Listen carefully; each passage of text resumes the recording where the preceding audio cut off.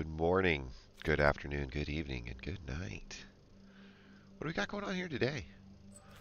Yeah, we're kind of we're kind of low on resources here. Our gems are at 550. We've got our black and red spell caster to look at, and we have not really pushed much on this season, but it's still super early. So, what do we see? What do we see? What do we see? What do we see? I think there's probably a new premiere draft with the old art, which is fun. Quick draft with Neon Dynasty has been something I've been doing on the other account, which has been really good. But, yeah. I think we're just continuing to acquire. I don't think there's a lot of events or new things to get done here right now. Mastery Pass will be ending soon. I think it's 10 days, right? So we can look at like our goal here and say probably get to something in this area, 44. We're currently at 34. Usually, well, there'll be a little bit of a boost on the week. I think tomorrow, that might be Sunday, we'll get that dial. That what it does is it gives you 250 experience for every 4 wins.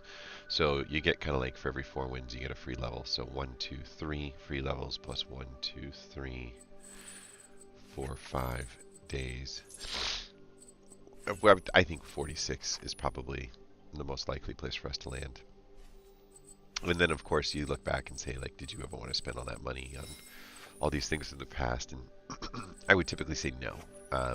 We'd only get to a very low level. We wouldn't get anywhere near the upper level of the deck or of the Mastery Pass. So yeah, I feel pretty good about getting into half of it done in just 20 days or so. That's pretty good. Okay, let's take a look at this and confirm a swap. No whammies, no whammies, 750 and...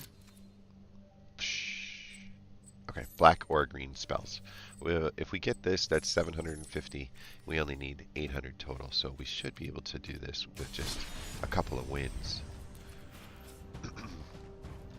We were messing around with this deck. Do we want to go after it with this thing? It's kind of cool. It's got some burn built into it, some like kinds of engines that either grow and are flyers or allow more cards to draw, allow more cards to grow, and then we've got these top end threats if we ever end up slowing down all the way to the end. I don't hate it. I think we try it.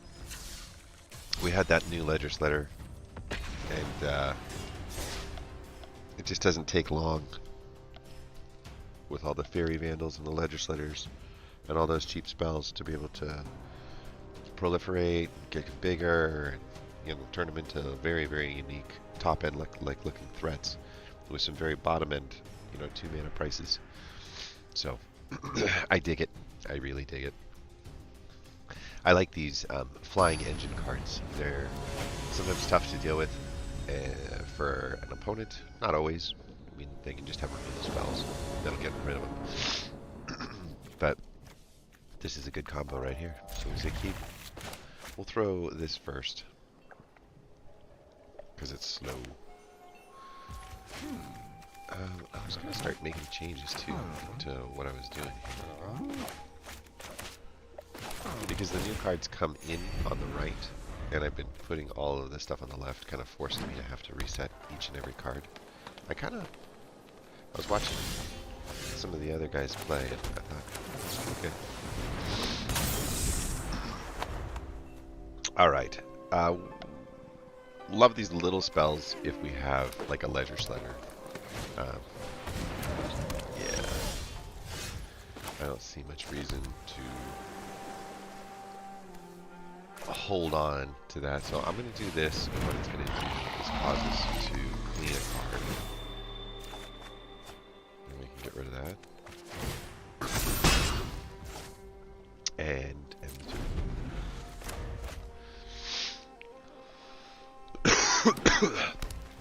If I witness protection, the scrap forger, it's not as good as witness protection, right? Or I'm just going to hex gold slash that. A 2-mana creature here, like a legislator, would be ideal, because then I could hex gold slash the blooded contaminator, and I could witness protection the armored scrap gorger. Actually, I would just probably have to do one.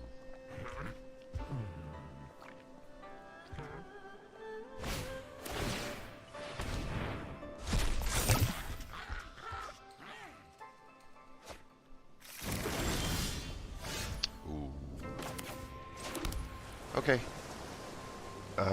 Tricky choice here. I think we just get rid of this threat for now. I think we should consider loses all its abilities and becomes a 1/1 legitimate business person. I like that. We'll do that. We'll say next, and we'll go off. And we'll just give that. I like it. I like it. I could have used the Unctus Metatech to make the Fairy Vandal into an artifact for 1 turn, allowing it to hit for what, an additional 1, because he gives +1/+1s to all the artifacts. All right, all right. We're almost definitely Urbrask Forging now, right? And then we can Magmatic Sprinter in the next turn.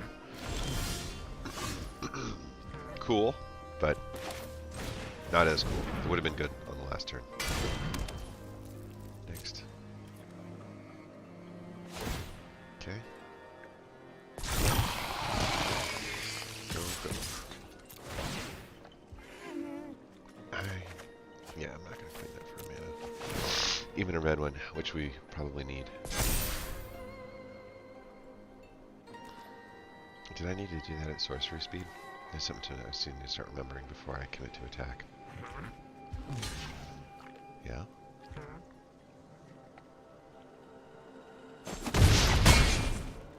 Like I said, if you end up with a creature in the sky that grows every turn, you can really end up with something pretty powerful.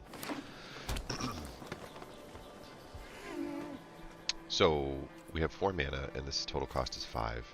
If we pull another mana, we'll throw Legislator first in order to Bloated Contaminator?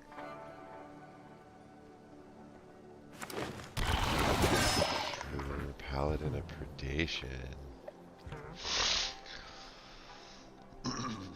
Uh-oh. Unfortunately, that's not going to be enough.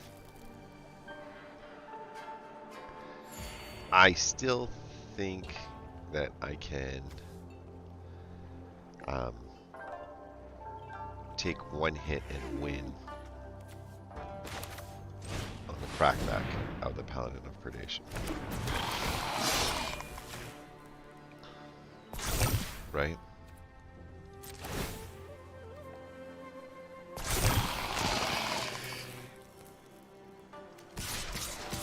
Yeah, I like this.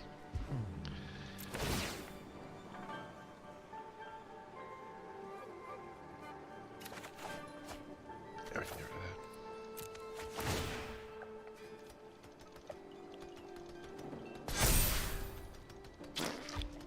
So if we would have done the Unctus twice, because we missed it twice, we would have had 2 more damage done, and this would have been lethal. Or we would have been threatening lethal in the air. Even if it was just once, we'd have been threatening lethal. So, yeah, it shows you how important that can be. Alright, Mr. Paladin of Predation, come at me, bro. What was the card that he played? He played a Green Sun's Twilight. And how did he get that in the graveyard? Right? No, it's from your library. That makes more sense.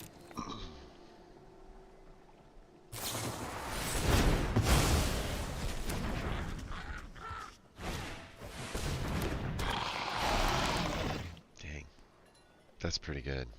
He gets to explode the forge. He gets to... Wow. Color me impressed.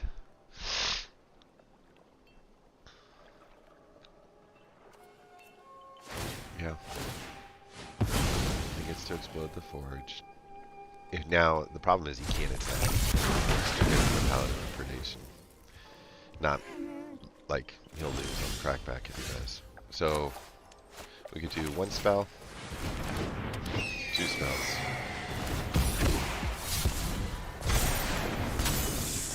And then we could say next. We'll say no. We'll say end. And so now, we're threatening 2 flyers with lethal. He has to take care of both of them right now. It's been a good game. I mean, I gotta hand it to him. He's got some good cards. Infectious Bite. Kill one of the flyers.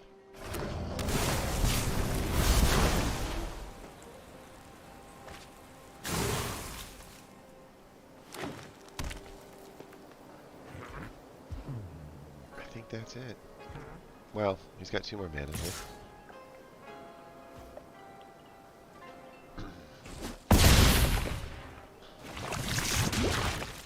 Close.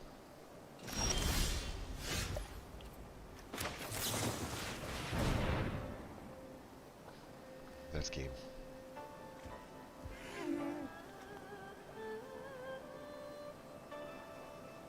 It doesn't matter. It's still got a modified creature.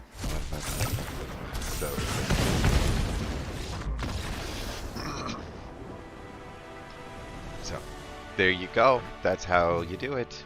That was a very interesting game, and it was really pretty good. We were both playing mid-range. He got 2 Green Sun's Twilights off for max value. I hate this card in general. It's like he paid 6 mana to essentially cast a 7 mana card. Okay, that's value. But then he did it to cast a 3 mana card. So average was 5 mana for 6 mana twice for cards that weren't in his hand. Yeah. It just doesn't work out that well. Not too often. Well, we got the win. We got no progress whatsoever because we forgot about the colors. Let's go take a look at what black and green does. I do believe we have the Rotten Priest, which is pretty good. We also have the Cemetery Geist, which is not that good. We have some decent cards in the Cemetery Geist. We actually have a lot of rare cards in this thing. I wonder if the reason why we don't like it that much is because we crossed the 20 card threshold. Let's check it out and see. 4, 5, 6, 7, 8, 9, 10, 11, 12, 13, 14, 15, 16, 17, 18, 19, 20, 21. Yep. We could get rid of those 2. And that puts us down to 19. I don't think we want to... 2021, it puts us a little bit above it, actually. We could do this as a more rare card. That's not good. Nope. We could add some straight up removal to the deck, which we have here, but we don't have here. I feel like we might end up needing to get rid of another single card. 2, 4, 7, 8, 9, 10, 11, 12, 13, 14, 15, 16, 17, 18, 19, 20, 21. One more rare should go bye-bye. I guess it would be you.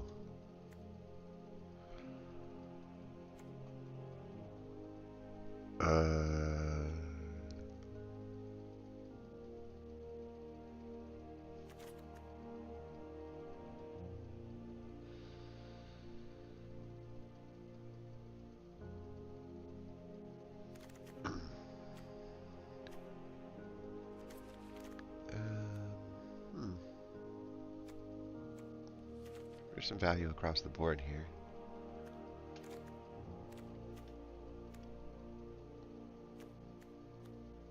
I kind of dig this card in this deck. What if we did these instead of these? And what if we did these instead of like this?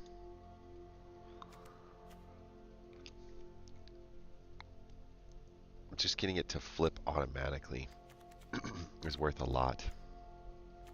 Putting it on some of these things too is pretty good. Better, to be honest. Not so good, but really good. Yeah. Current land count's in the 22 zone, unfortunately. Gloomshrieker, I don't think it's that good by itself. What's it let us do?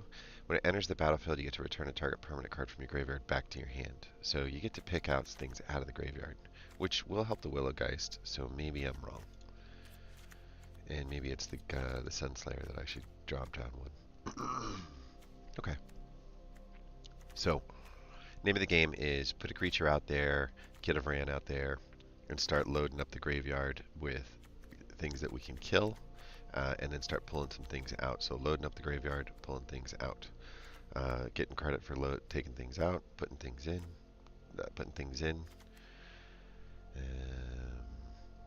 Not really doing anything in the theme. Get growing when we put things in, getting stronger when we put things in. Destroy each creature. Could be taking some things out. Return up to 2 creature cards from your graveyard to your hand. That would really make the Willowgeist go up. Right? Okay, this is an experiment. It is not a guarantee, but let's see if we can't get a win with this weird graveyard back and forth. So we're milling and pulling, milling and pulling, milling and pulling. We got 2 Necrogens, unfortunately, but we did get 1 Vran, and so throwing a Necrogen on a Vran is one of my favorite things to do. That will work. So, maybe we can get lucky. Oh yeah, that's right, we're going to change sides.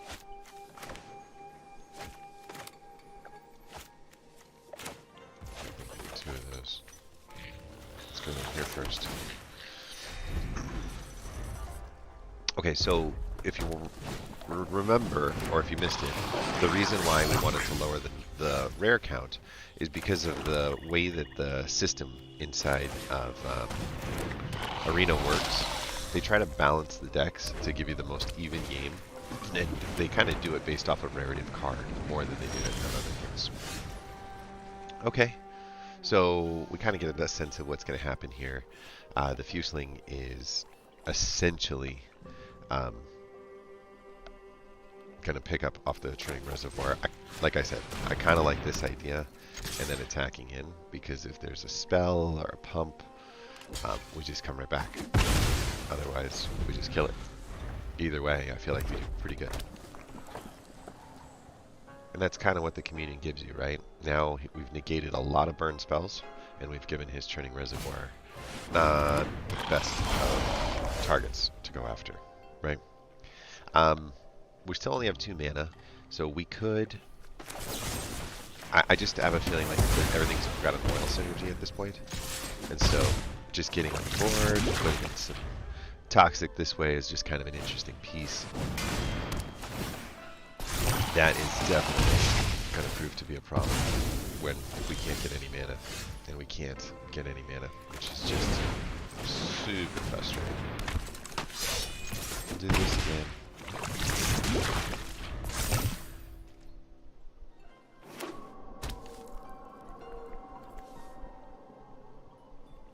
I don't know what to do if I can't get any mana. I can put another Communion on the Tenacious Underdog and start swinging for 4 on the Toxic. That's good.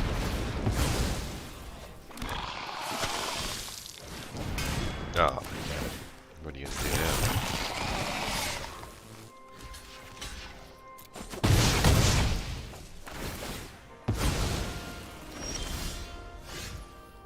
Well, we still can't pull any mana, so...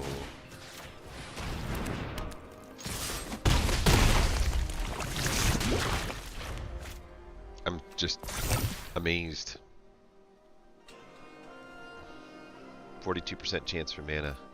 We have drawn 2, 3, 4, 5, 6, 7, 8, 9, 10, 11, 12 cards. We got 3 forges in a row. Wow.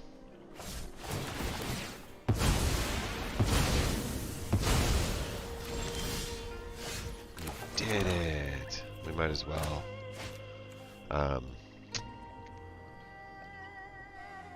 Oh, dude, we are so close to actually winning, if you can believe that. I think the right answer here... We're dead on the next turn. So close to winning. That was really good. I needed 1 more mana. I mean, that's what it comes down to. If I've got 1 more mana, I double spell, throw a communion on there, hit for 4, and we win the game. Like, that's crazy. That is absolutely crazy how close that got.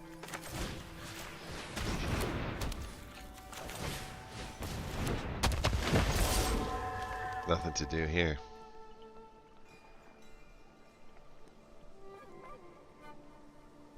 Seven, 8, 9, 10.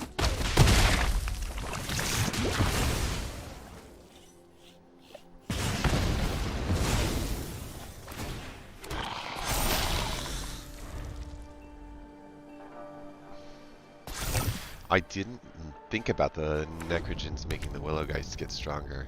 That's cool.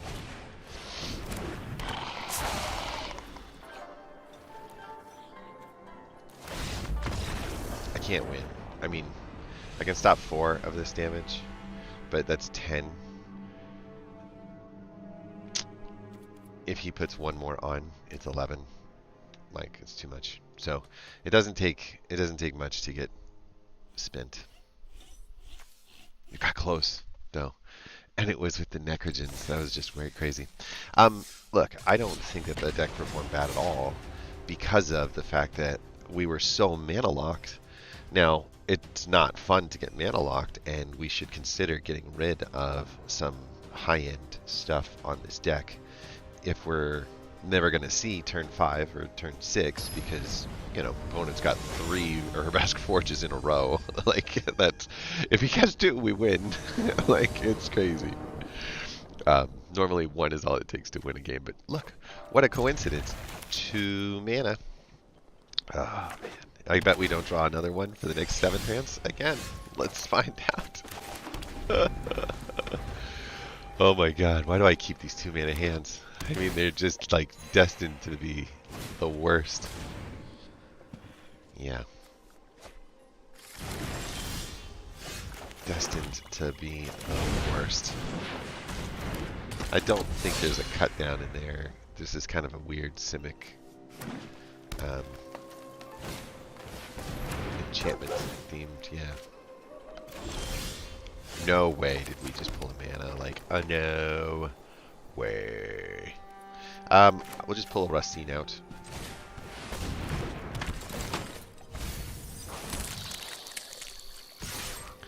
I dig this. I thought about putting Communion on him. It's okay. Rustine's gonna load up the...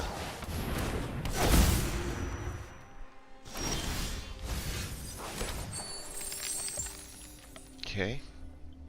So, we have 3 mana to spend. And we could do Necrogen Communions on things. We could Infernal Grasp a Spirited Companion. That's not that exciting.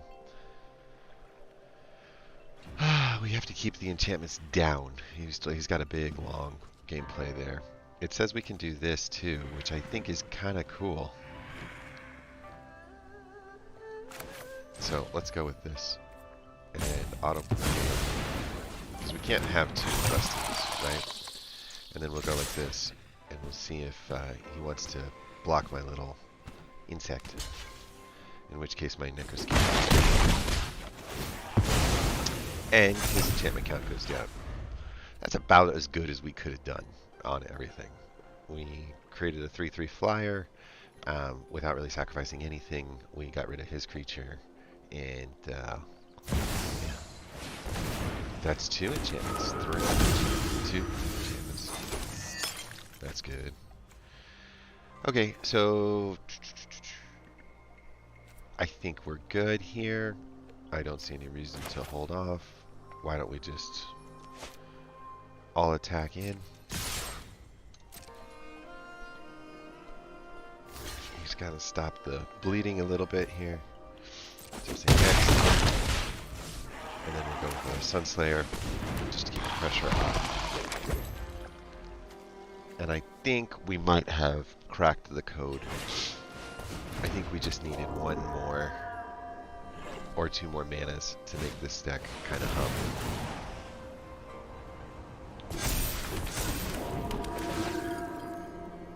Pretty cool.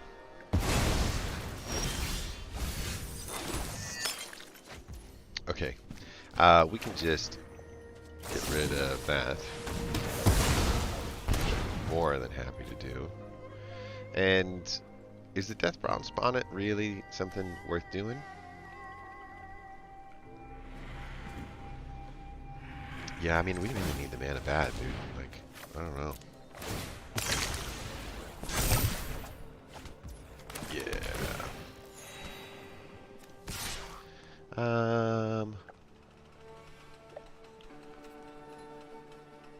I don't mind this. I'll offer that trade. It keeps his enchantment count down. It pushes my Neck Mosquito up. And it gives me something to do on the next turn.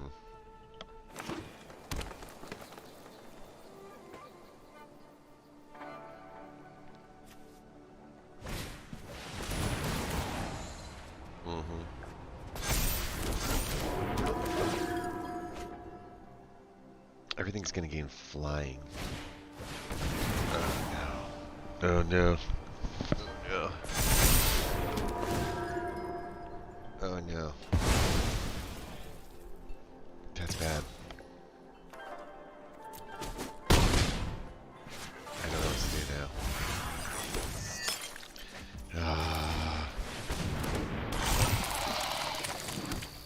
I don't know what to do now.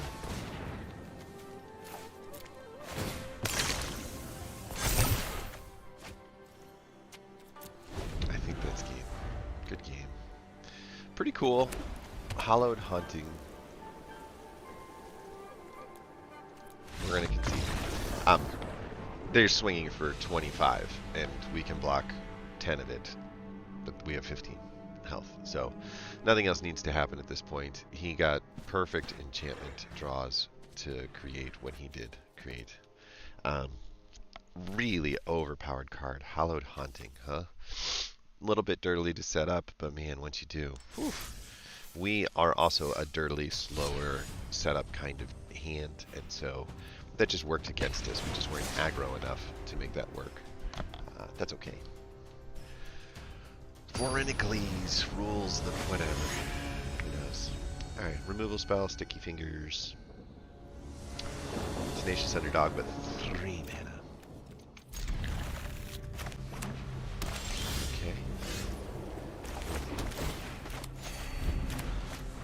Put the repossessions over here on the side. We're not really looking to take things out of the graveyard just yet. Eating Alive's another one where we'd rather have some things on the board to eat.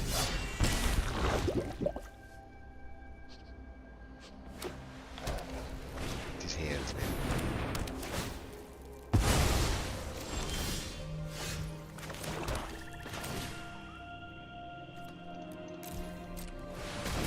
Not much I can do.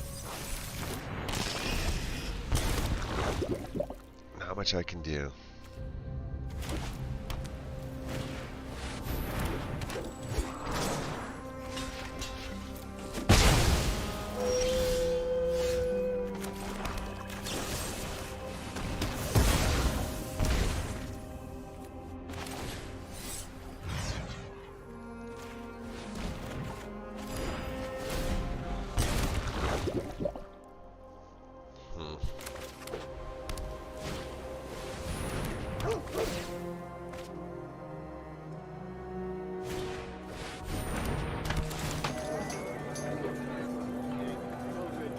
What to give for a Gix's command right now? God. Yeah. I guess.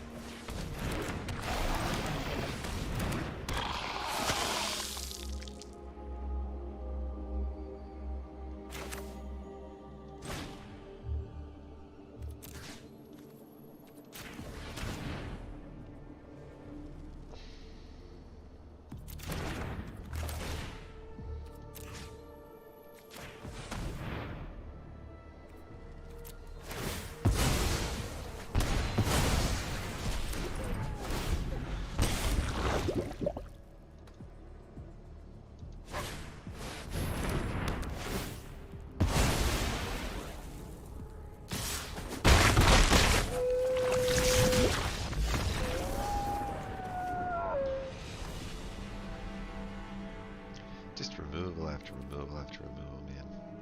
I don't like this set. I feel like Phyrexia All Will Be One has just kind of ruined Standard completely. Okay, we made it to the 500. We made it to the experience. We're short on the gold. We did pick up a mastery prettiness, so we can put some prettiness on this if we like, which is not that pretty. We're probably not going to get anything beyond this, so are any of these lands worth getting after? I think the answer is no, so if that's the case, let's just get this guy.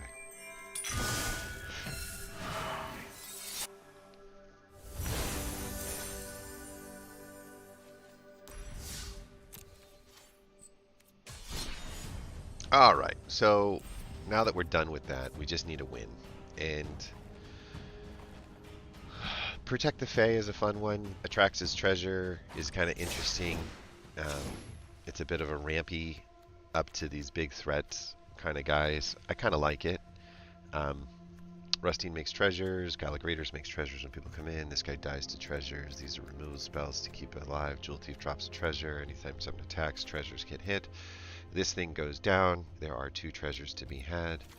If this thing goes down, that thing goes down and we discard a card to turn it into 2 cards and 2 treasures. This thing dies into 3 treasures.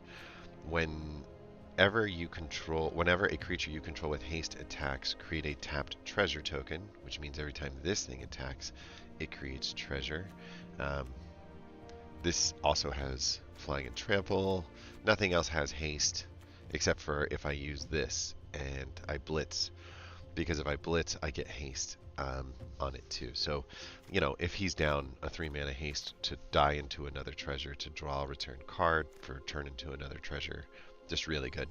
The idea is we race through these bottom level stuff with some just little itty bitty fights in a hope to make enough treasures to cast a Titan of Industry, a Tyrannix Rex, or an Atraxa within like the first 5 to 6 turns. We've got mana coming out of our ears in every direction. Most of it is fast. 2 or more, 2 or more, 2 or more, 1 damage, like that kind of stuff.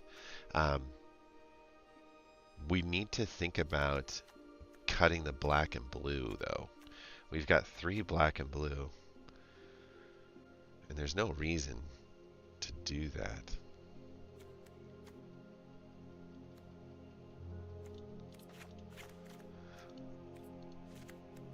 I'd like to get some more red.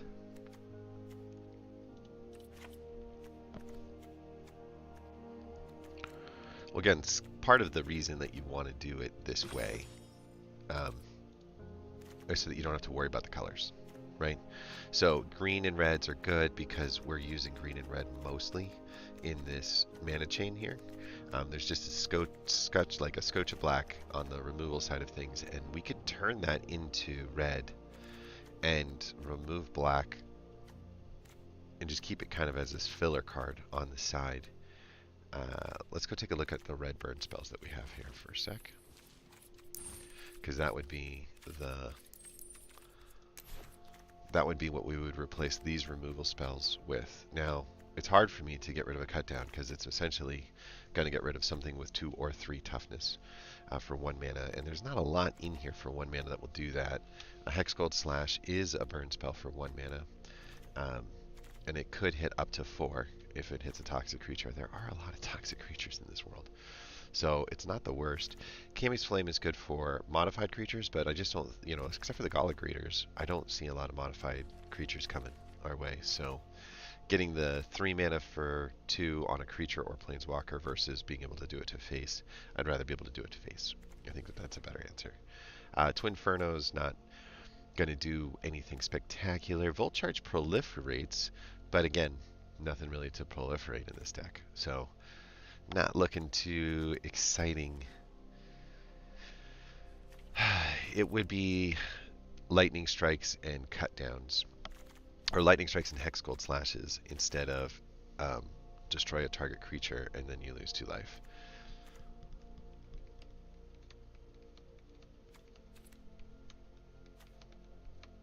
Let's do... let's keep these.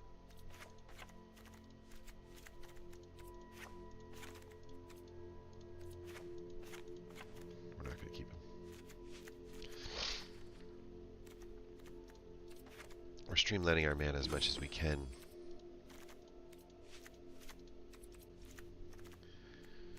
In order to gain more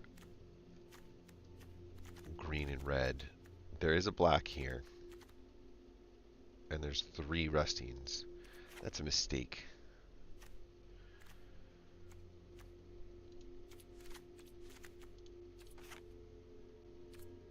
I just don't think... Do we have multiple of those? No. I'll hold on to him as a possible blocker and a possible threat. But I think these burn spells are worth more than a Rustine that we might not be able to cast because of color limitations. This one's really good though. We should have 4 mana. We should definitely have these colors. And so getting a chance to get a 3/3 haster that gives us treasures on return is pretty solid. So we're going to say done. And we're going to give this a shot. We're trying to get 1 win out of it, right? It seems pretty good as far as this rampy style thing goes. I'm not a huge fan of the engine guys like the Rustine and the Gala Greeters in a deck like this. I would rather just make the interaction and receive a treasure, make the interaction, receive a treasure. So remove something, get a treasure for it. Like put a guy out there and send him as a missile, get a treasure back out. Like, that's kind of the style that I think that this deck does best with. 2 or more. 2 or fewer. Right. So we could theoretically throw the Gala Greeters out. He's also got an engine going right there. So if I go here and here, I should get 2 treasures on the next turn. That would put me at 5 mana. And then if I put a Most Wanted down, yeah, no, we'll see that. Mr. I'm aggressive. Create treasure token. Create treasure token. Sure. Get you in there. Alright, so what's that put us at? 4, 5, 6, 7. And that's 7 to cast. Right. Enchanted creature gets +2. When it dies, you get to create 2 treasure tokens. I totally dig this. We'll put it on here. Make it into a decent threat. Greater Tsunuki gets cast away. Jewel Thief. Just doing Jewel Thief things.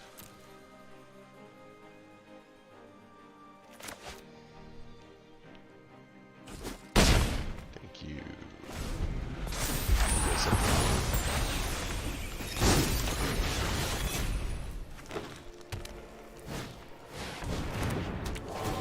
Okay.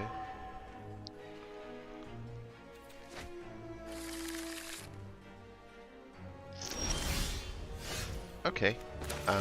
I can cast the Tyrannix Rex now, and it's got haste. So let's get it going. Yeah. Into +1.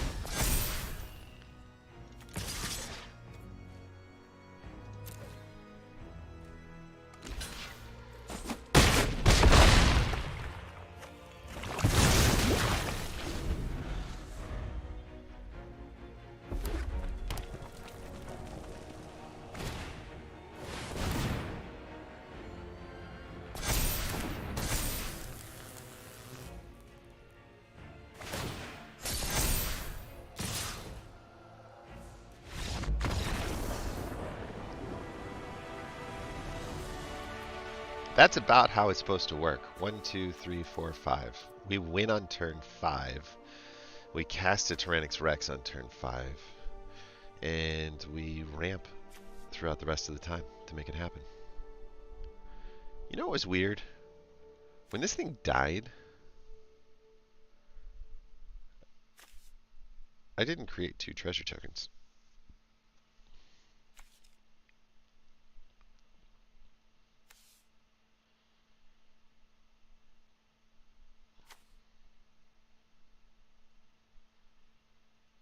There should be 2 treasure tokens sitting over here.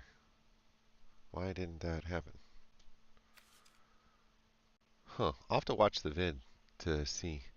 I think there's something wrong. Leave it. Alright. Well, anyway, we got the win. I definitely like that deck. It's a fun one. Like, it's just kind of fast and furious and fun. And it's relatively consistent for ramping decks. You're not going to get mana lock too often because you're just really dealing with 2 colors. You're going to get an opportunity to develop your mana like every turn. And the fact that we're carrying 26 lands means that you're likely to draw the lands fast enough that the real question is just, are one of these 5 cards going to show up in time? Because, you know, you got a 60 card deck, you need to get through 10 cards, like, or 11 cards, you know, to get to the right ratio.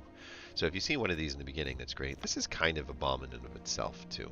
It's a 4/4 flyer that's flying and trample. I mean, that's pretty hard to beat. So we're not only waiting on these cards. Like you could see, we turned our Jewel Thief into a bit of a threat with the Most Wanted.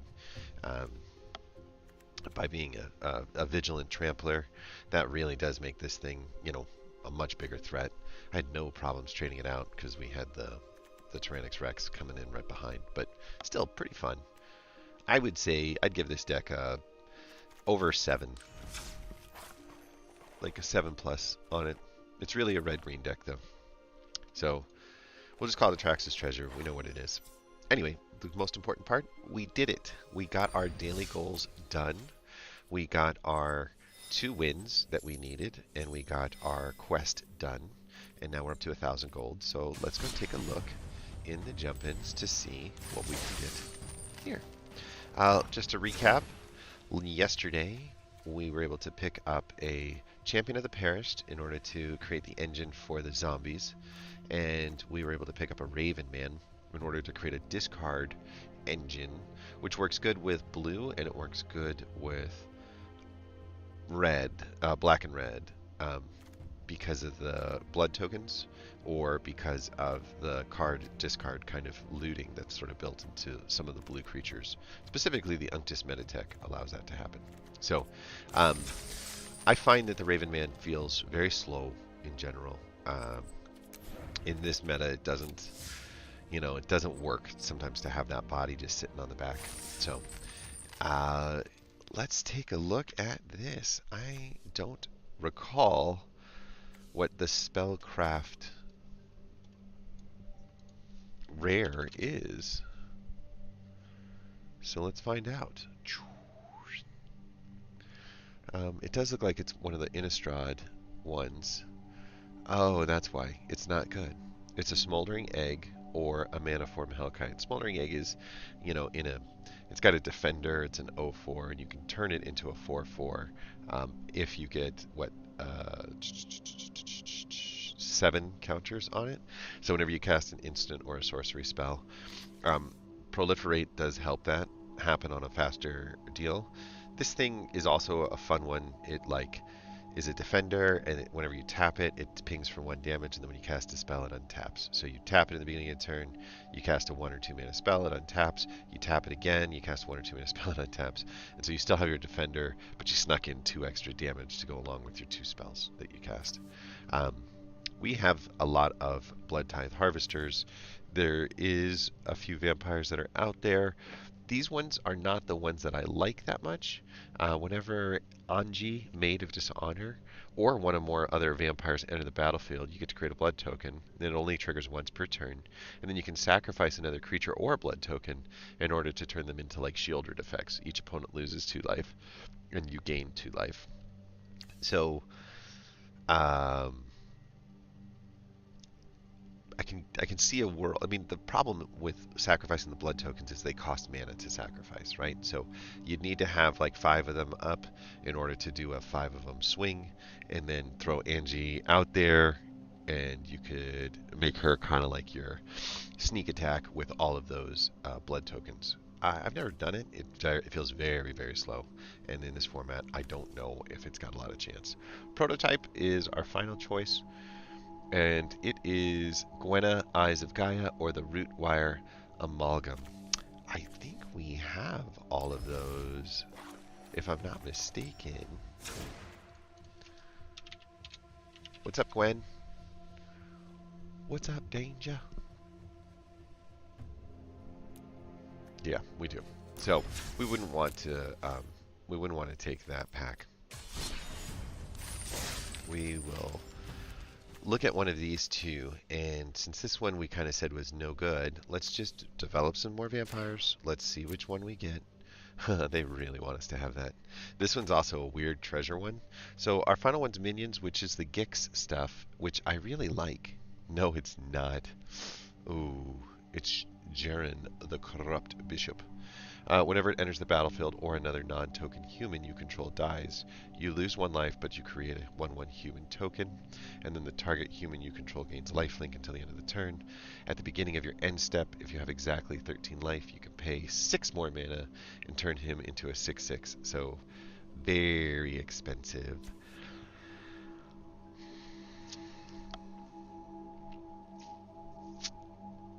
I think I'm taking the Ford Robber. Whenever 1 or more creatures you control deal combat damage to a player, create 2 treasure tokens.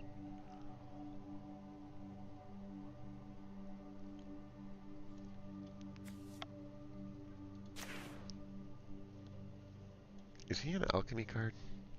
He is an alchemy card. That's not good. I don't want any of these, but if I have to pick one, Jaren is not it. The Treasure Hoard is interesting in the sense that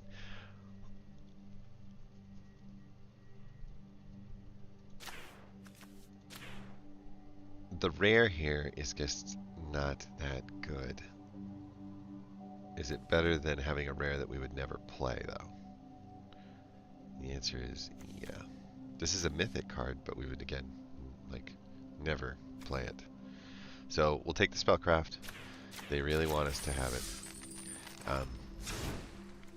And we got the Maid of Dishonor, the Thermal Alchemist, which we're looking at. I always like it when there's 2 of them. It means it was in both sets. Like, that's why they had some overlap. This is okay. This is okay. Where is the card that they gave us? 1.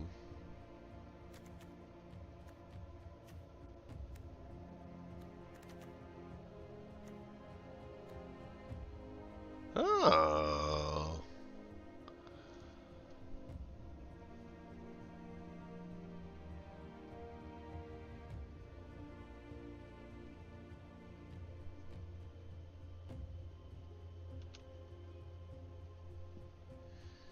Whenever you cast a non-creature spell, you get to create an XX Red Dragon Illusion creature token with flying and haste, where X is the amount of mana spent to cast that spell. Then you exile it at the end of the next step, but it has flying and haste, so it just gets in there. And you've got a 4/4 flyer for 4. I take it all back. Put this in the Fire and Ice deck.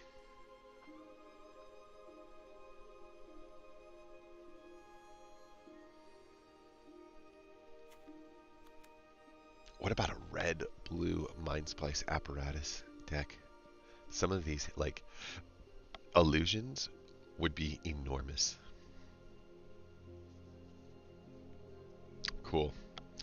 This is the one that we read before, where essentially we're just going to be a blood token machine. So, Flame Blast Bolt, You get to exile a creature. Whenever you cast an instant or sorcery spell, this guy goes up +2, which is good. So he's got kind of like a bit of a prowess built into him. Enters the battlefield, create a blood token. You sacrifice a blood token, this thing becomes a 3/3. We've got some pump spells. We've got this defender that we were talking about before. We've got a Blood Tithe Harvester. Electrostatic Revolution is just one removal spell. Draw 2 cards, lose 2 life, create a blood token. Pretty good. Enters the battlefield, create a blood token. When you sacrifice, you gain a life. Pretty good. When the bat enters the battlefield and if opponent lost life, you get to create a 1/1. So cast it after you attack. We know what this thing does. When it enters the battlefield, return a target instant or sorcery card from your graveyard back to your hand. Kind of cool. We can recast our Flame Blast Bolts. We can recast our Stolen Vitalities. We can recast our Hero's Downfalls. Ooh, nice. Menacing 4/4 for 5. When it enters the battlefield, create 2 blood tokens. Very good. Burn the Accused deals 5 damage to target creature and 2 damage to that creature's controller. If that creature would die this turn, exile it. Hey! Aren't you amazing? Hasty 3/3 for 5. Whenever you cast a non-creature spell, it gets +2, so it's got another prowess built into it. Deals 4 damage to a target creature and create a number of blood tokens equal to the amount of excess damage dealt this way. So use it on a 2/2, and you get 2 blood tokens. Use it on a 3/1, and you get 3. Pretty cool.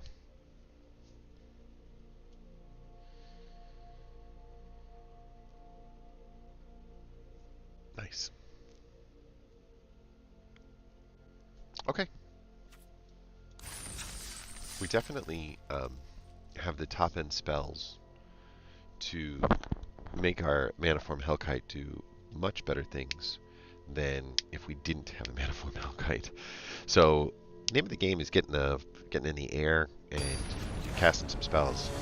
That's probably my favorite thing here. We could put a Sanguine Statue out, but I would probably rather have a Blood Tithe Harvester. Unless we just don't have the mana for it, which we still don't have mana for it. Ugh, you stupid, stupid, stupid shuffler.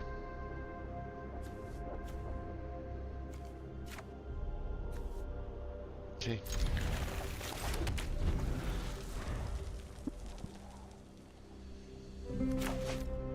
The first thing I can do is discard 2 cards, or discard a card.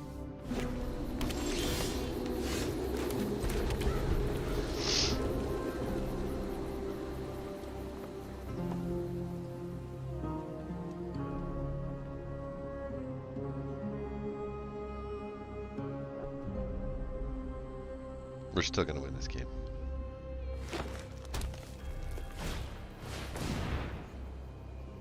Getting that 4th mana was a good idea here for us. Lets us...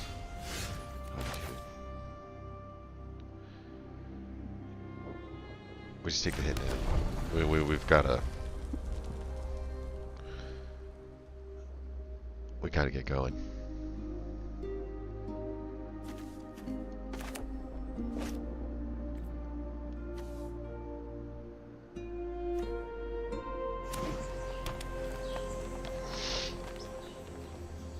So, I don't really remember what the removal spells in the green deck are like.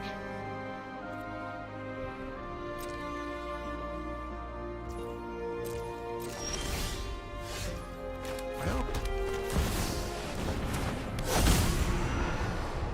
Ooh, it's pretty. I don't want to die, so I'm hoping.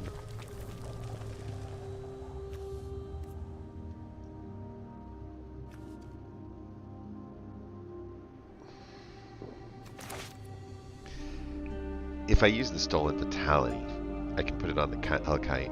It'll create the hasty guy for 2. We'll be swinging for 6, 7, 8, 9. We'll be swinging for 9. In the air. We will not be blocking that. Some cards are worth risking. I'm assuming he's got like a +4/+4 Titanic growth, some kind of trick that would make that thing pick up the guy. I was looking at the Stolen Vitality and thinking about it here for a second, and I can do both. Does this only go one per turn? Let's try it out and see. We're gonna do this and discard this in order to make a creature.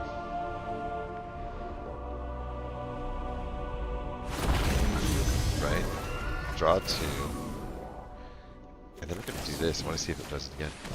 It does! Our little army. Just absolutely insane. What an insane card. It's okay. Just, I kind of love it. I love it. Alright, come at me with your 2 again. Let's see how this works. Alright. We will be swinging for lethal on the next turn. And that will be a turn 6 win with 1 creature cast. Unless something changes.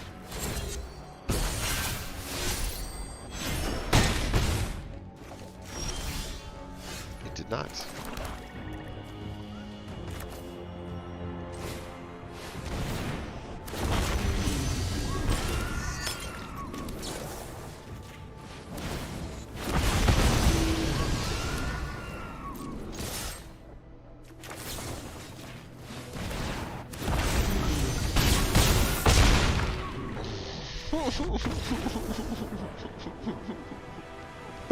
Oh my god, that is the most busted card ever.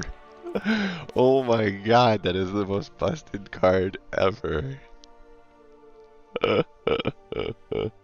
Well, we have to put it in our deck now. What do you do with that?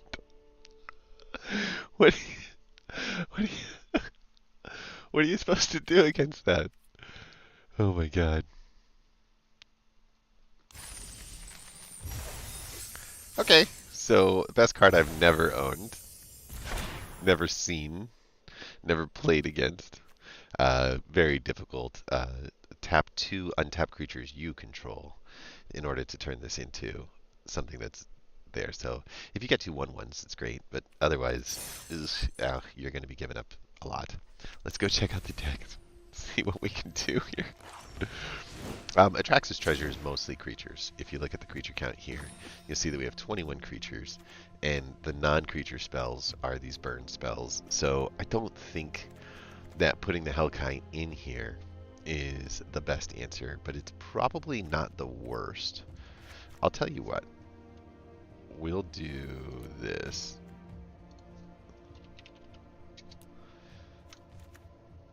Just because it's going to be on color more. And it's not like it's going to prove to be a non-bomb. You know, the other reason why I kind of like it is we should be able to pull some of these burn spells out. And this prize fight spell for Atraxa. And so we'll have the mana, we'll have the burn, we'll have the targets.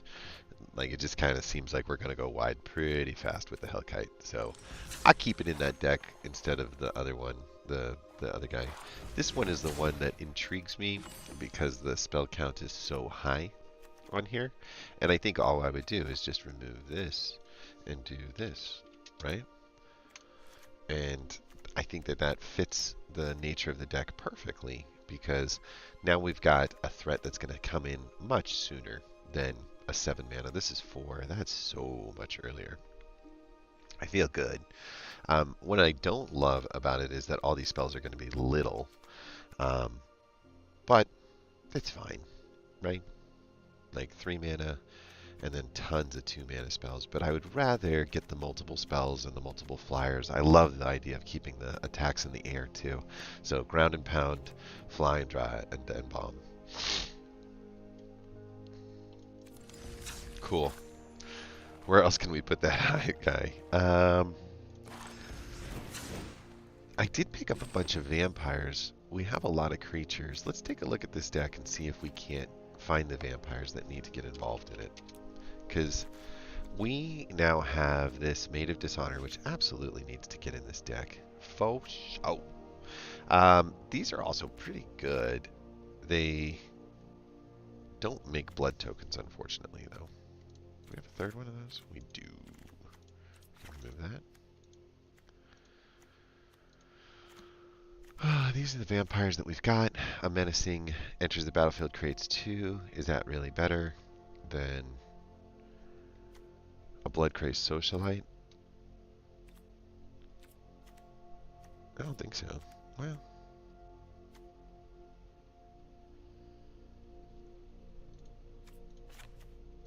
Alright, we'll go with that.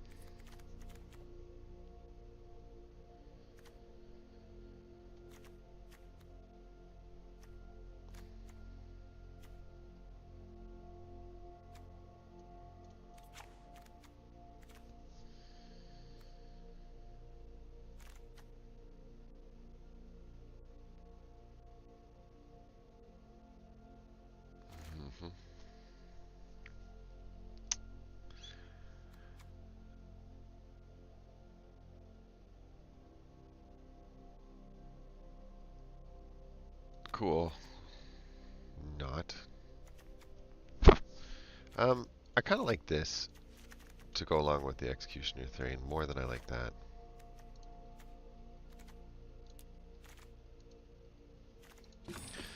$26 and $12. Maybe I don't like that. I don't think I got an extra one of those. Don't mind that guy. Yeah, at the beginning of your end step, if you gain life this turn, create a blood token. Sacrifice 2 to transform him. Seems very meh. We're not doing any life gain anywhere. Oh, we are. Hold on. Okay. We just did.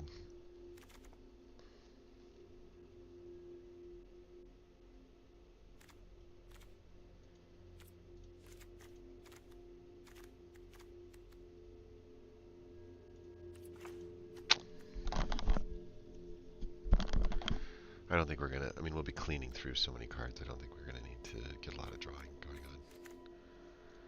on.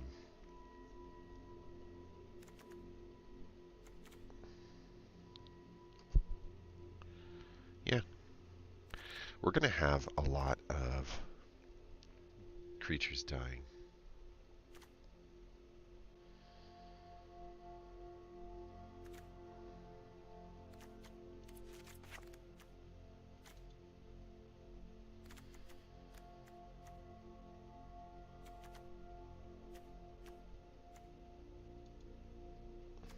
It's so weird to have, like,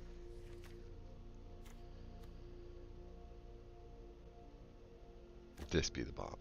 You know what I mean? A menacing 4/4 is good. Creating 2 blood tokens is great.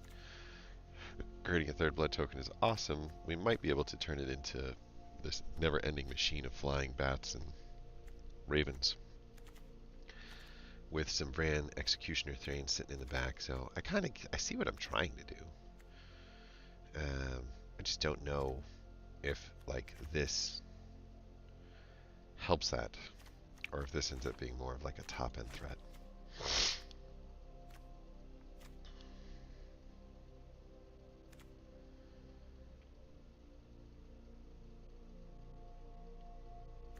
Alright. We'll play one game with it, and then we'll call it a stream at that point. Okay?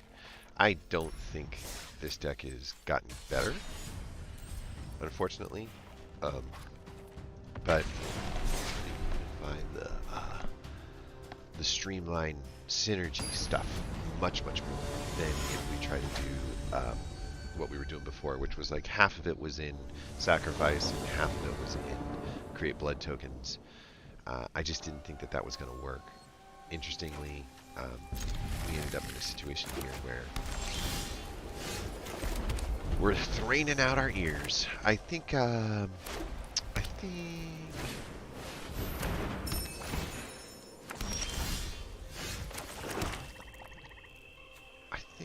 probably put out a Brand.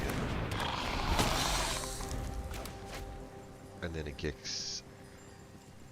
And then a Puppeteer. There's just not a lot of discard stuff happening here. And I'd let him just take the 2 damage for sure.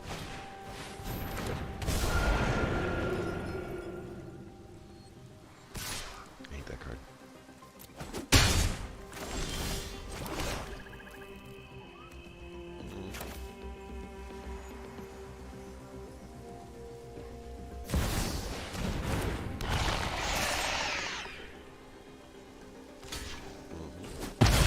I actually do.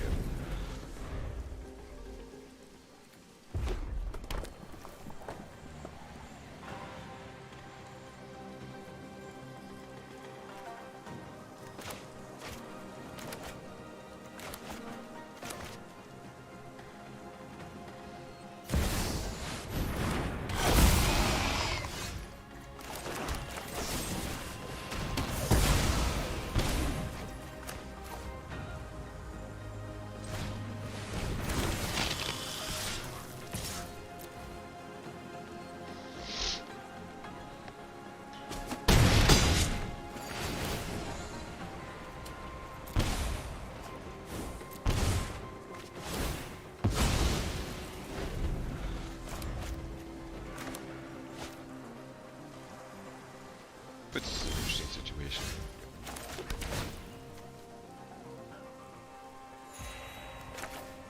I mean, we could double spell here.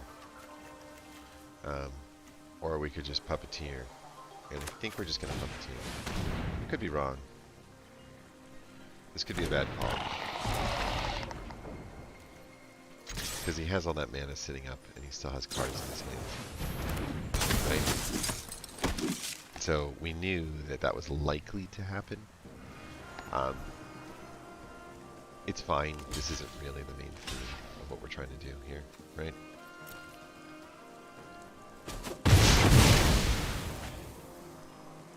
And I like our board state more than his, so it's okay. I think we go to... We've got 5 mana. I think we do a Hungry for More and a Vran. And we just have the Hungry for More attack. And it'll be fine.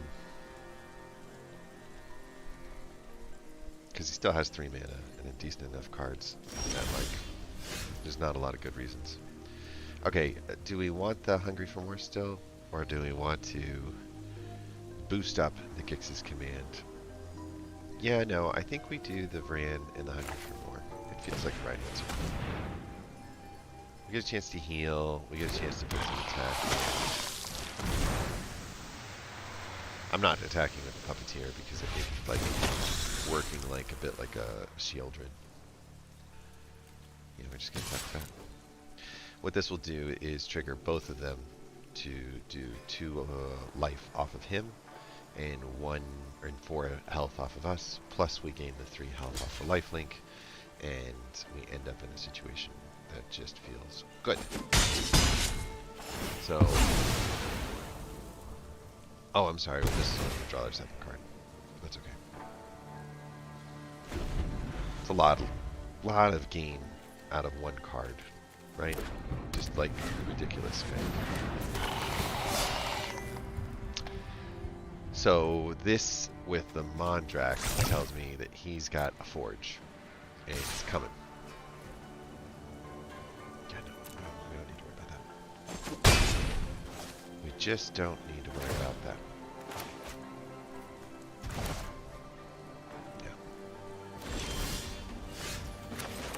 Yeah. I could bring back the Gix with the command and do this, so I think we're going to do that. We'll do this and this.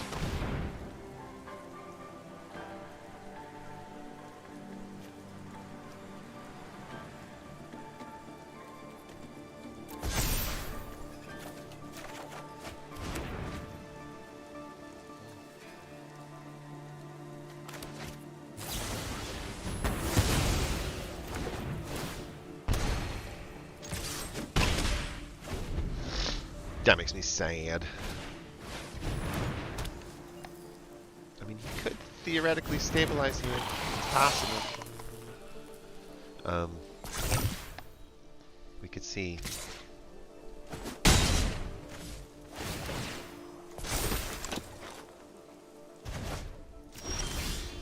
Definitely holding back. Okay. I'm definitely holding back on my next Gix's command. So, that means throw the forebearer out. We're going to make some blood tokens, which is going to make the Gix better. We can attack that since it's just a 1-1. That's fine. He's doing what he can to stop bleeding. So far this deck feels pretty good on the aggressive side of things. If he would have pulled one of his forges, we would have been in a lot of trouble. But we're not.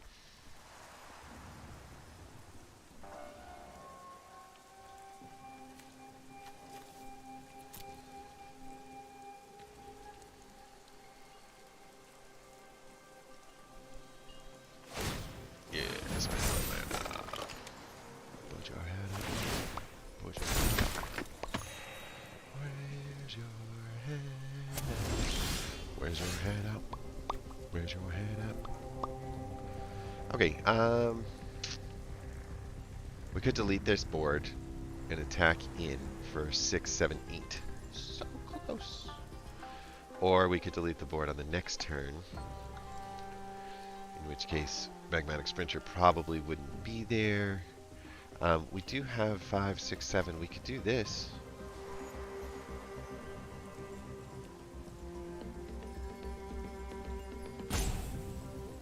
You may play lands and cast spells from among cards exiled this way.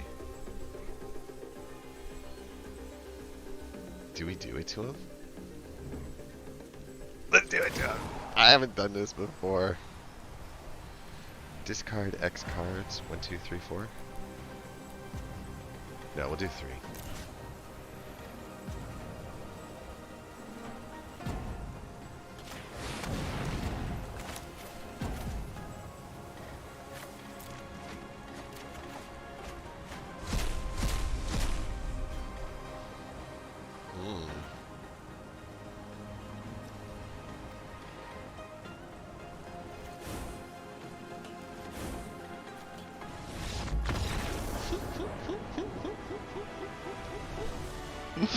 Oh, the rarely used, I'll take your cards and cast them against you trick.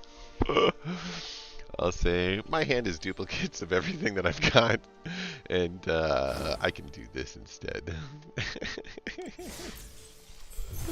That was kind of mean. It was kind of fun. Alright, so what did we learn? Bloody Black is pretty fun as far as bringing in the Hungry for Mores was a brilliant move. Dropping down, I feel like we should get rid of this Raven Man, to be honest. The extra Raven Man. And we should just kind of stick with this Gixie stuff. Do we have to? Do we have to? This one, this Puppeteer's, it's another rare, yeah. These are all rares. So we've got some pretty decent rares here. Unfortunately. This is the only extra one that I've got. I just don't know if it's worth. I don't know. We'll see. Let's take a look and see. Overall, though, it's 23 lands, relatively solid as far as how it felt. Lands to card ratio. Really like the general just stay affecting the board. Every spell either deletes a creature off of their side of the board or puts a creature on our side of the board. Even the Hungry for More causing triggers with Vran, causing health gain to happen, makes it so easy to stay aggressive and attack because you just know that you're going to get back whatever the counter stroke is. You know, you're going to attack for 3, but you're also going to gain 3 life. So you're either going to put that 3 on to delete one of their creatures, or you're going to put it on their face, gain the 3 life on your end, and then when they crack back on the 3, you're just back to where you started, but they're still down -3 on their life. So it's a big, big, big change. We are bouncing all over the place because I feel like somehow maybe it's just today, but it feels like a lot of our ideas are starting to pan out so much better. Protect the Fae panned out as a pretty good deck. Rotten Priest panned out as a pretty good deck, and then Atrax's Treasure, Fire and Ice, and Bloody Black all feel much stronger than they did in the past. Cemetery Geist is still questionable. Toxic Moss, Mossy Enchantments, Orzhov Invasion, they're all eh. I mean, they're okay, but eh.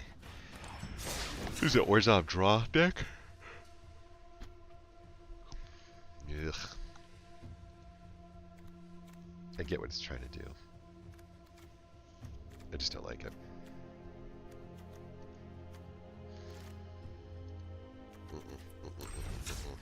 I don't think that deck is worth even putting time and attention into. We'll hold on to it just in case. Vrans was our sacrifice. Facts by Maria.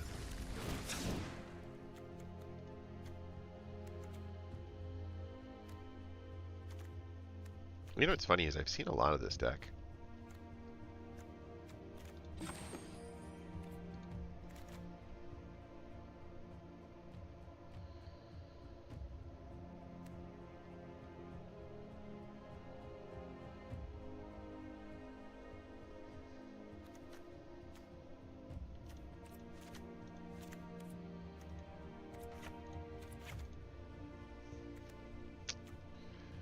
We didn't need a real slow, dirtly thing.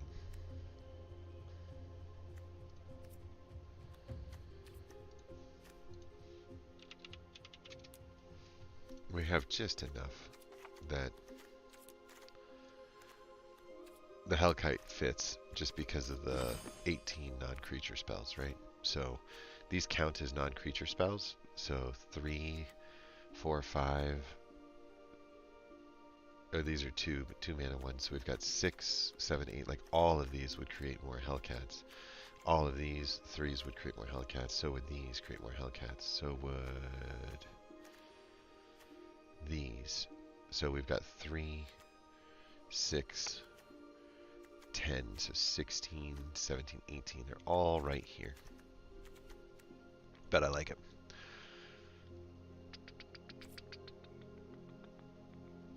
$17, 18, 19, 20, 21. Is that right? Just 21 lands. That feels really, really bad.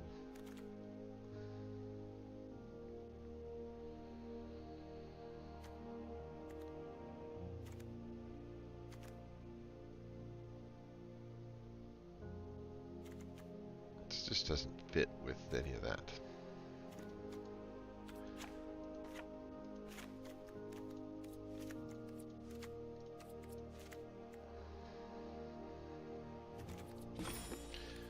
Changes the ratio down into a 50-50 deck, but I'm happier with that. Very much happier with these things as being better threats. And then this has just become much more of a burn.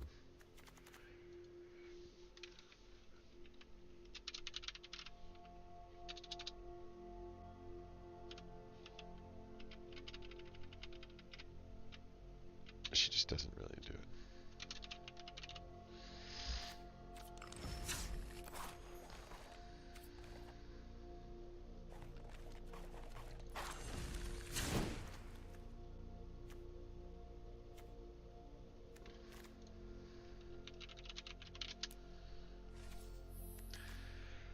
Not sure where the white shows up from. Oh, right there, huh?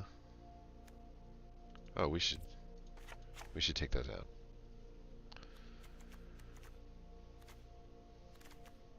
It just, we don't want to split our mana up from one card like that. That's crazy. So what artifact card could we throw that's not a, like it's 3 mana and above?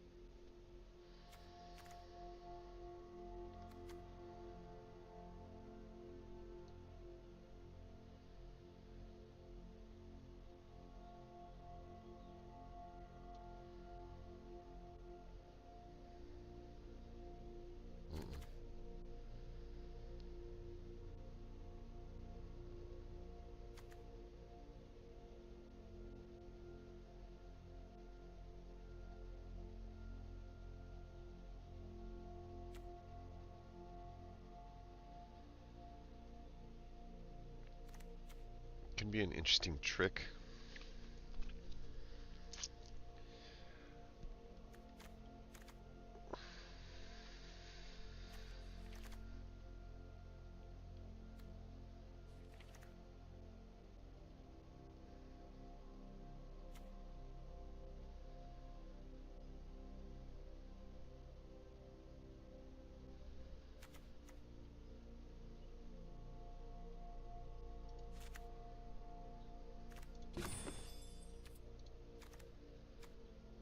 I'll take it.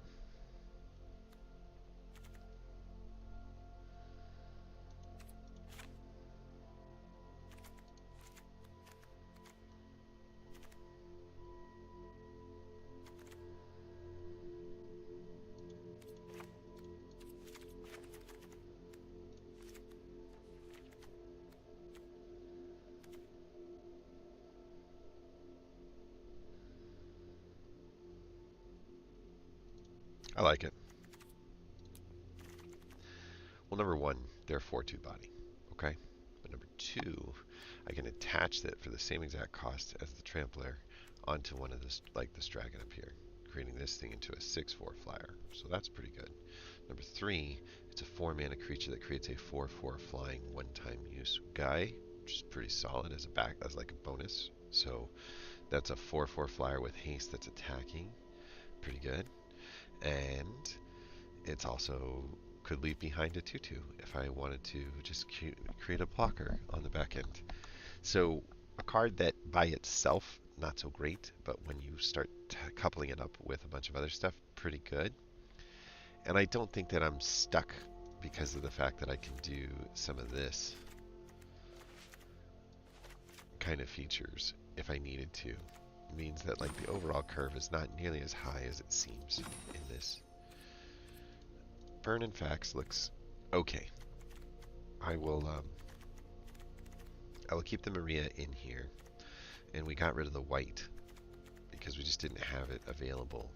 We've got some low-level guys, which will enable our higher-level guys to attack much faster. We've got some nice burn spells, which if we can get to the Hellkite, can really make us go wide quick. We've got a ground and pound strategy built in. We really like these two together. And having a Rebel Salvo, along with some of these high-end threats up here at the top, are a pretty nice combination. As far as artifacts are concerned, we have 16 different artifacts. So Teething Wormlet should have plenty of opportunity to be our life gain, our Death Toucher, and we've got lots of burn removal in here too. Migalos is just way too beefy at this point of the match, so it'll come down and be a 6/6 if we need it. Can gain Vigilance and Menace if we just want to like sneak it in for an attack. It's really actually going to be more of a defensive card to get rid of an Urbask Forge if we need to. So it's got a removal spell, and then this thing is just going to own the skies, and with the combinations of 1, 2, 3, 4, almost 4 full-bodied, like, you know, 3, 6, 9, plus these 8, 17. Those 17 spells are just going to continue to make the mana form Hellkite crazy if we ever get it. I like it. How that card is not played, I don't know. But that's it. I think we're going to end the stream right there. That's been a really solid day. We did about an hour and a half. We kind of maneuvered around our bloody black, and we changed the Fax by Maria into just more of a burning Fax. We tested Atrax's Treasure and Fire and Ice and Cemetery Geist, and I would say it's 1, 2, 3 out of those as far as good. Protect the Fae we did not touch. Ranked Red we did not touch, but we might want to consider touching this with a Hellkite at the top. I mean, if a Thundering Raiju gets us, you know, where we want to go, why would we really want a...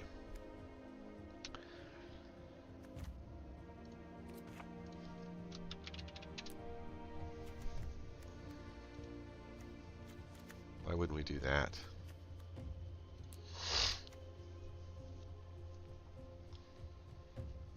I'm just thinking that if the game makes it to the point where we're drawing these and playing them, this thing can get removed pretty easy, but this is not nearly as easy to remove. And the fact that we can use it as a win con with all these, 23 different non-creature spells makes this suddenly much, much more powerful as a top-end threat.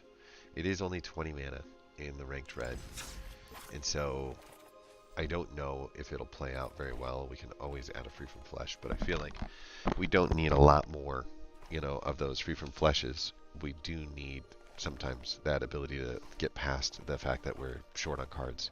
So turning any spell that we cast into a two spell like kind of thing. One where you create a one-time attacker, and a second one. We saw the power in the Bloody Black about what a card that creates a one-time attacker really has, and it's pretty solid stuff.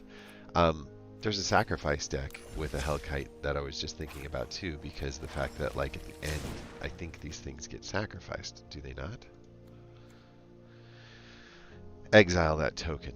So anytime a creature gets exiled, you're going to get the death trigger, I believe, off of Vran.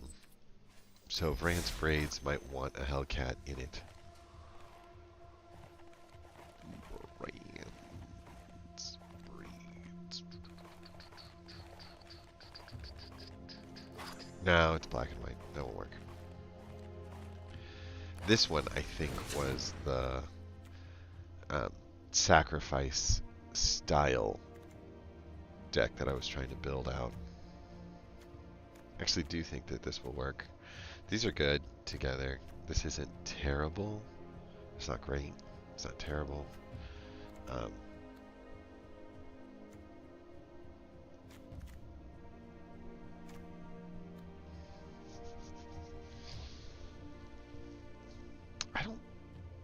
mean, it's a 3/3 for 3 essentially. That's it, right? So we just keep doing this. I mean, you get the good card, you want to stick it in, right?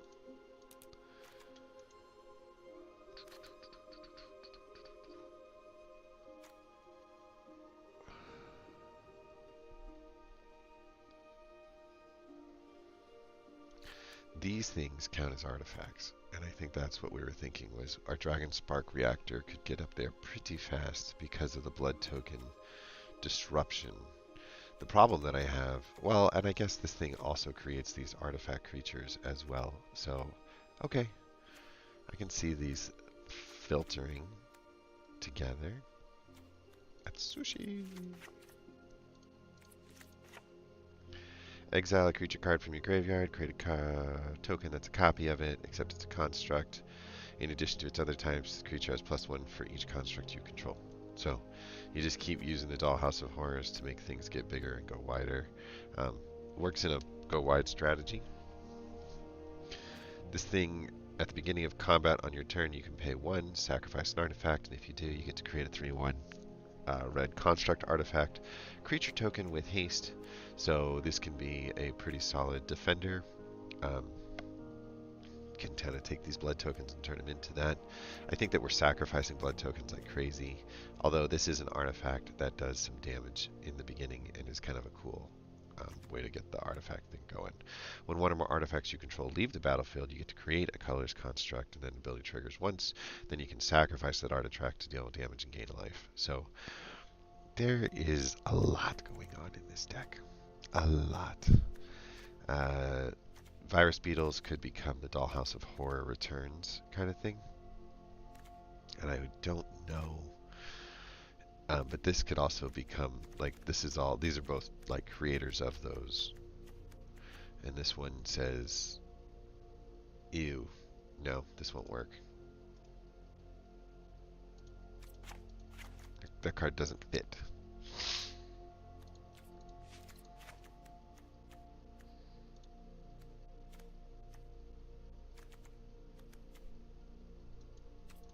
I don't like that one either.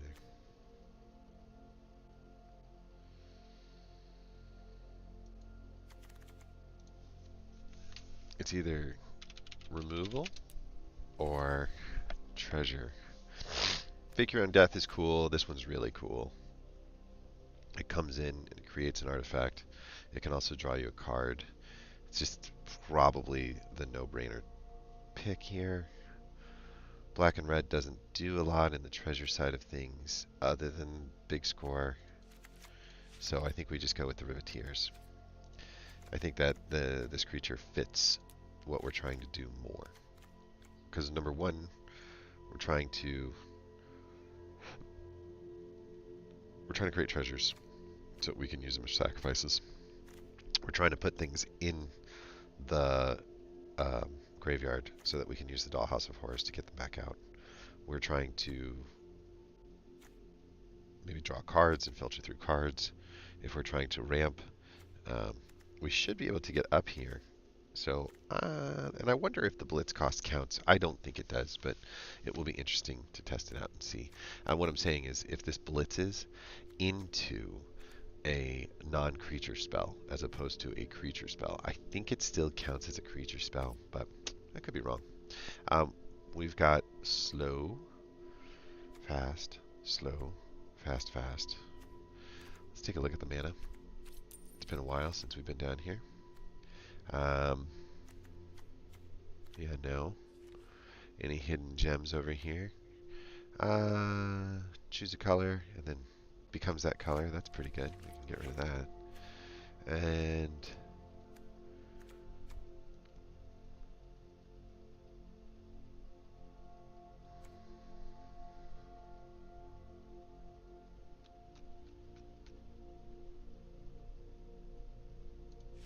I guess I'd take that too, right?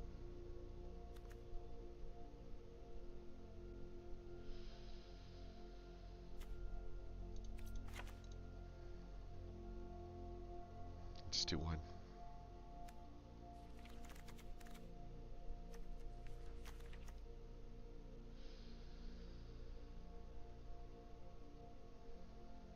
Yeah, no. I've never used the Dollhouse of Horrors, like not once. So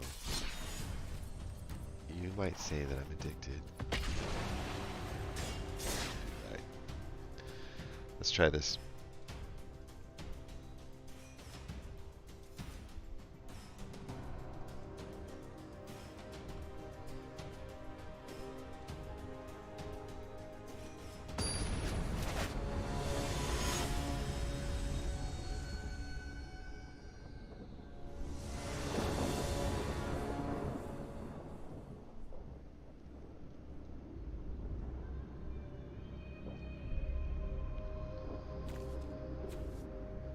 Oof. Yeah, that's better. It was still bad. I'll probably just remove the...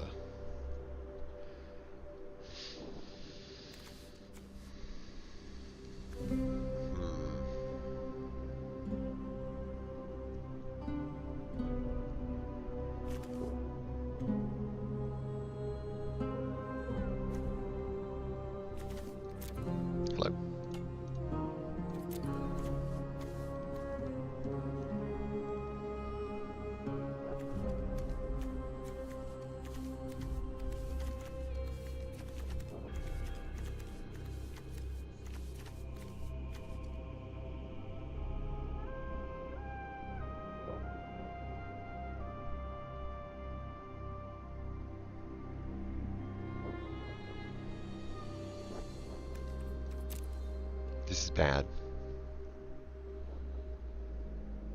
I don't know what to tell you. It's not going to go well.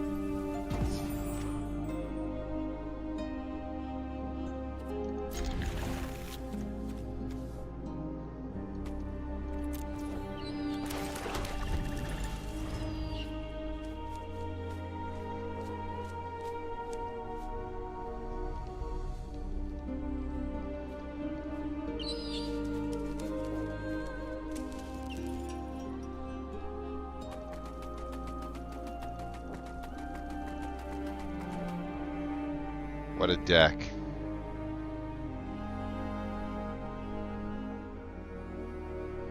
That'd be a good name. What a deck.